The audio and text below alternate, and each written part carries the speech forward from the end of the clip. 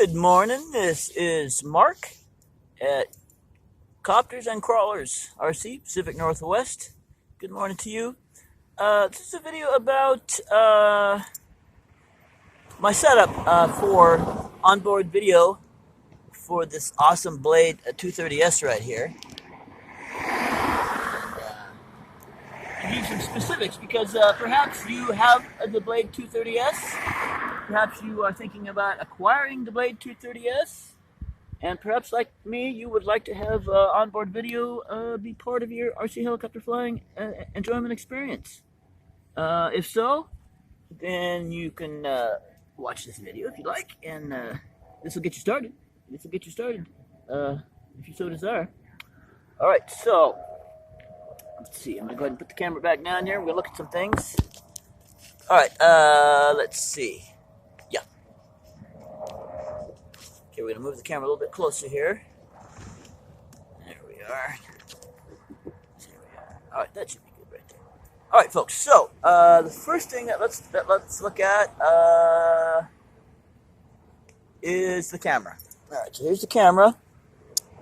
I've got flight video posted of this. I recommend that you watch my most recent flight video. It's a two-parter, and it's in the title. It talks about Blade 230S with Dolphin, with Caddx DVR finally getting good results. So that's the one. Anyway, this is the camera that I'm using, Caddx. There's the label there. Okay, they call it a Caddx. It's a model number X00296WDDV. Caddx Dolphin Starlight 10. Internet stream cam and FPV racing cam. All right, so let's pull this out. So the first thing I did is I looked for a smaller camera that had the best reviews. All right, and the choices were this camera for $40 or a GoPro 5 Session for $250. All right, now there you go. So I decided to try this first. So right now I've got my custom mounting stuff on it. So if you get one of these, it won't look like this out of the box. But there it is. All right, let me get a better view. Okay, so there's the side view. There's the front view with the lens and the glass lens cover. You've got some indicated lights on the front here that tell you that power's on, that you're recording, that you're on pause, etc. All right, and then there's the knobs on the top. You just got two buttons, and it takes a fair amount of pressure to depress them, so it's almost impossible for them to be depressed accidentally. So you got a power button and a mode button, which is also a reset button. And then here in the back is where your micro SD card plugs in, and you also do your charging here. Get that out of the way. There you go. There's your micro SD card slot, and do your charging there. Okay, so I got this camera. Now, some really important things about this camera. I'm going to go ahead and set the camera back down right here. Now, it's extremely important that you get the right micro SD card for this camera. And I made the mistake of getting, you can see that this says Ultra. Ultra, it says for better photos and full HD video. A1 rating apparently is, well, that's for your phone. 32 gig, speed up to 98 megabytes a second. So it's all about being good for full HD video and fast processing. Full HD video, see that? All right, now before this, I was using a disc. What am I calling it? A card. I was using an SD card that was not an Ultra. It was an Elite. Okay, but apparently the Elite I was using was not fast enough. It was not good for full HD video, etc. Because I wasn't getting anywhere near. I wasn't getting very good results. I was getting kind of blurry video, and you can see that on my early flight videos with the Caddx Dolphin here. But as soon when I put this card in, when I put this SD card in there, then I was getting full, pretty sharp video, as sharp as you can get with this camera, which is pretty good in my opinion. For a $40 camera, I think the results are really, really good. So you've got to get the Ultra type of disc, card rather. You got to get the Ultra micro SD card for this camera to work. Otherwise, it's going to be a terrible image. Okay, so there you go. Get the Caddx Dolphin for $40 if you want to start off with. Make sure you get this card or one equivalent to it. All right. And then, now let me tell you a couple pros and cons about the camera. sometimes the video records, sometimes the audio records in sync with the video, and sometimes the audio records out of sync with the video. So that's a problem. With the helicopter, I'm not worried about it because it just means your rotor will, your rotor sound will spool down before you've quite landed, or it might start up before you quite actually see the rotors. Well, you don't see the rotors because it's onboard camera. But anyway, things might be out of sync. If you were looking at the helicopter, you might see the sound for the rotor spinning up start before the rotor starts spinning, right? Out of sync. But with the helicopter on board, it's not noticeable, right? So I'm willing to accept that. But it's something you should know. What else? You only get a 5-minute recording time on this. Wait a minute, is that right? No, that's not right. When I was using the other card, I was getting only 5-minute recording time, and then it was shutting off. But now I'm getting, whatever I need, because I'm doing flights that are about 6 minutes with this, plus another few minutes of chatter and patter and talking and blabbing like I'm doing now. Okay, so, oh, let me show you what this camera comes with. And again, this is the Caddx Dolphin Starlight. And I'll show you this too, because the camera comes in this little thing, which you can reuse as a safe way to transport it and store the camera. And when you pull out this foam insert here, then there's a little compartment there with a hole for your finger. Stick your finger in there, and then you find some more goodies in here. Now these are some screws, obviously, and the screws are for this mount. You get this little bag, and there's a couple items in here. One of the items is what the screws go with. One of the items is your USB cable for recharging the camera. You want to make sure you use the one that comes with it. Okay, so you get that, and then you get this here, and this is an interesting little clamp. It's no good for a helicopter, in my opinion. It's too heavy and whatnot, but it's a pretty interesting idea. Now, here's this here. You can see now this folds out. Here we go. Come on now. There we go. Trying to get this unfolded properly, correctly. Come on. Okay. Oh, this is pretty ridiculous.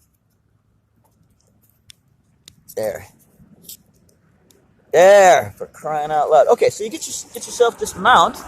Obviously, you screw it on where the holes are.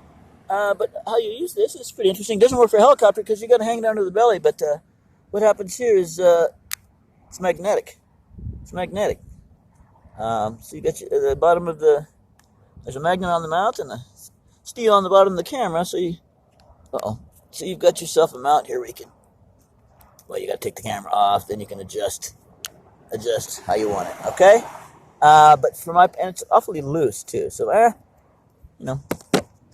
might be a use for that. I don't think for me anyway. Okay. So that's what I did. I picked out this camera.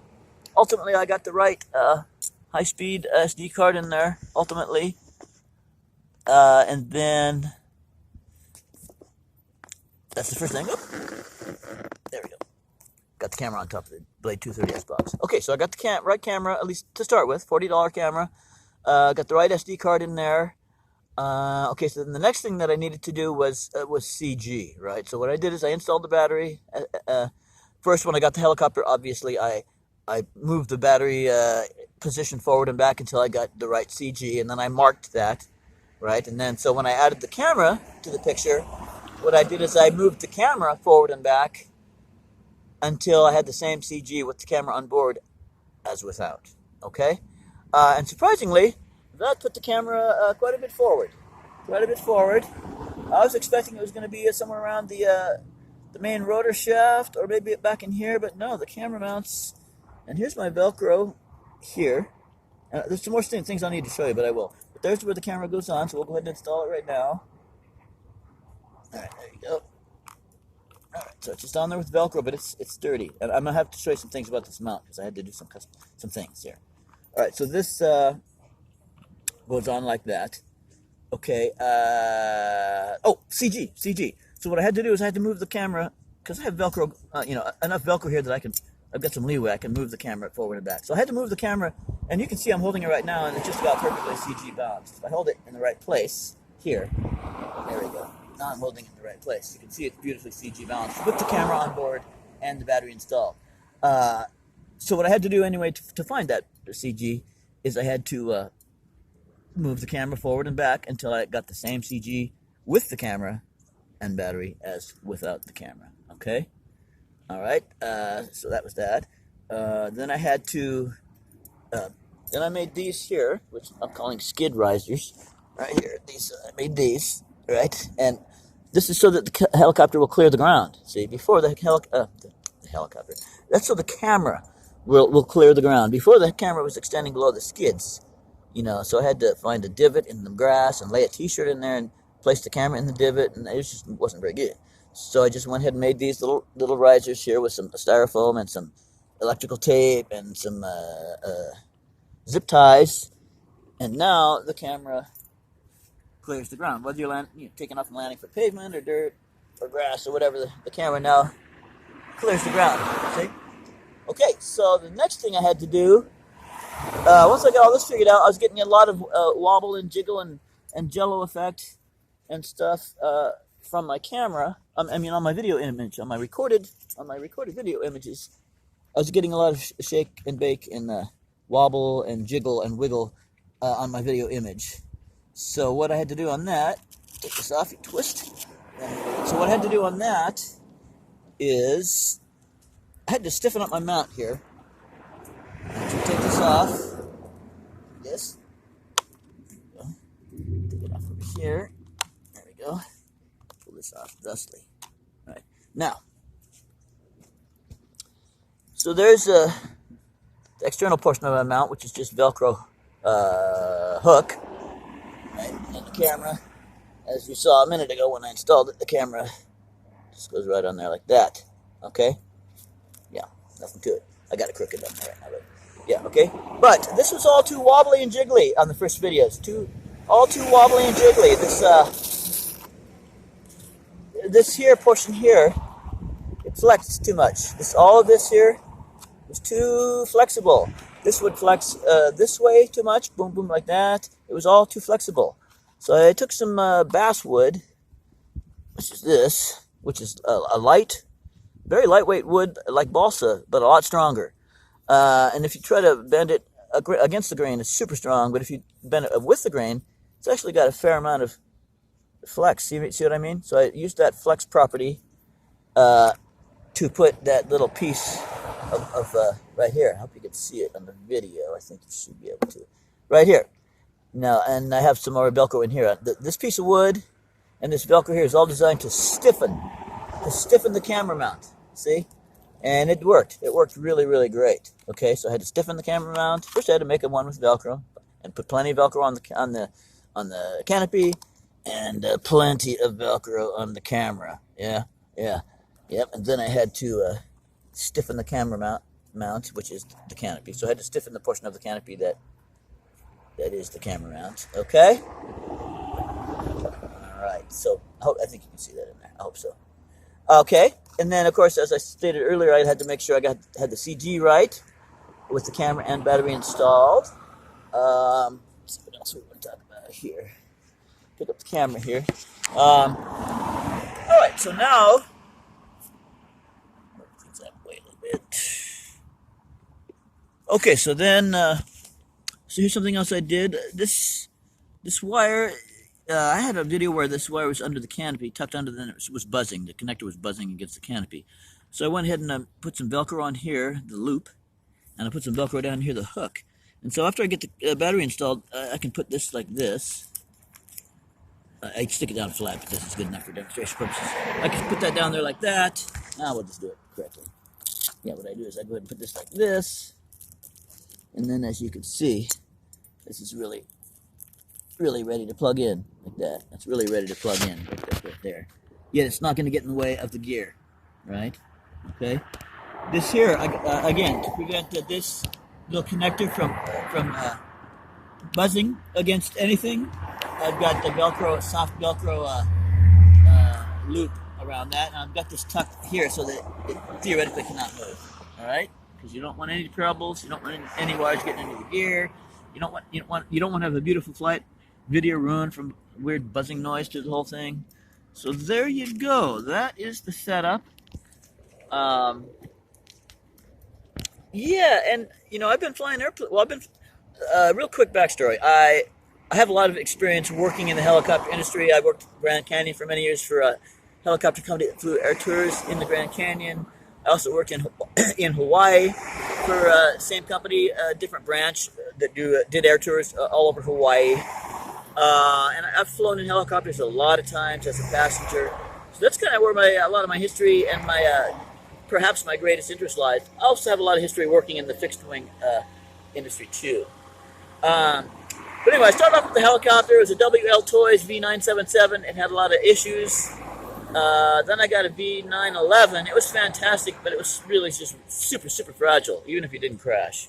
So I never did find the right helicopter. But when I got this Blade 230S V2, boy, she's the right helicopter for anything and everything you want to do, in my opinion. She's big enough and powerful enough with brushless motors throughout, good sized blades and everything. I thought this might be a bird that I could do FPV. I had to stop flying airplanes because I just have such poor places to take off and land that it's always risky, and that makes it stressful. That makes it where you lose some planes once in a while. It's also a lot of people, so you got to try to fly really, really early before people are coming on, and then sometimes it's not really light enough to be flying safely that early, but it's that or nothing. So you get squeezed into these corners. I did, flying these airplanes at times and or in places that it's just raised the risk factor too much, even if there wasn't any pilot error. It just made it too much riskier. So I got kind of tired of that, and I went with the helicopters because you can take off and land on a magazine. You know what I mean? But the one thing I wanted to have is, this is where this backstory comes to its point. I missed having the onboard video on the airplanes. That was my favorite thing about it. So I got a helicopter I thought might be suitable for that, and it is. I got a camera that I thought might be suitable for that, and it is. It's kind of an entry-level situation, but it's pretty good. I think it's a great starting point. I may invest in the $250 for the GoPro eventually, but for now, this is pretty great. So there you go. So now I get to get my high-altitude FPV in-flight video from my helicopter, this helicopter, just like I did my airplanes. So I'm a pretty happy camper. Now I don't have to worry about safe places to take off and land. I can take off and land just about anywhere. I got my onboard video, which I love. It's my favorite thing. And this helicopter is so versatile and so fun to fly and so trustworthy and so beautiful in every respect. That, yeah, I'm a happy camper. So there you go.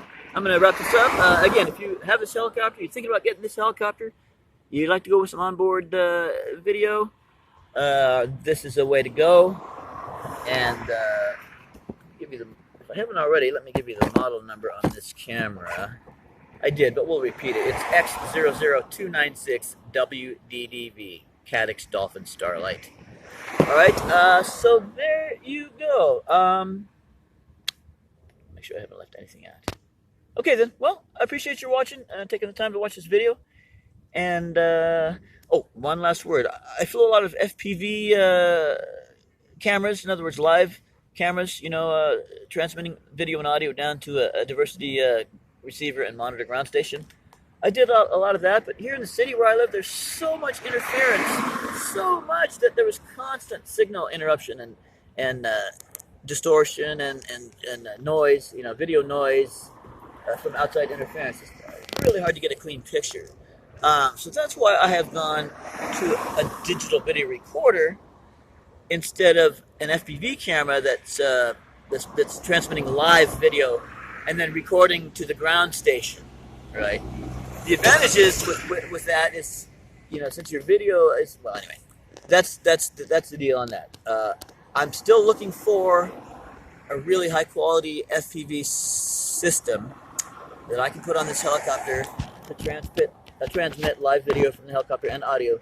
But I'm looking for something that's really, really, really resistant to, a signal interference that you get in the city, and something that's got some really good range to it, and something that's just really high quality video. So if anybody has any ideas on that, I would love to know about it in the comments. All right, so there you go. This is Mark, Copters and Crawlers RC, Pacific Northwest, signing off. Closing up this video about how to get started with onboard video on the 230S. At least one way to do it. All right, here's one way to do it. You can get started for about $40 with onboard video on your 230S, and this video will show you exactly, how to set everything up. All right, thanks for watching. We'll see you soon. Enjoy your RC. Bye-bye now.